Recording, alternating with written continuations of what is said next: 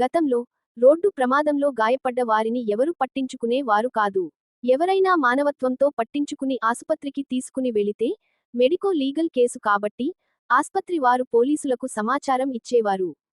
పోలీసులు వచ్చి బాధితుణ్ణి ఆసుపత్రిలో చేర్పించిన వారిని ప్రమాద కారకులుగా అనుమానించి విచారించేవారు. ఈ తలనొప్పి మాకెందుకని బాధితులను జనాలు పట్టించుకోవడం మానేశారు. ఈ లోపాన్ని గమనించిన ప్రభుత్వం ఒక ప్రకటన చేసింది. ప్రమాద బాధితులను ఆస్పత్రికి చేర్పించిన వారిని ప్రాణదాతలుగా కొనియాడి ఎలాంటి వివరాలు అడగకుండా పంపిస్తారు. ఇప్పుడు ప్రభుత్వం మరో ప్రకటన జారీ చేసింది. ప్రమాద బాధితులను ఆస్పత్రికి తీసుకువచ్చిన వారికి 25,000 రూపాయల పారితోషికం ఇస్తామన్నారు. అలాగే ప్రభుత్వం మరో ప్రతిపాదనను పరిశీలిస్తుంది.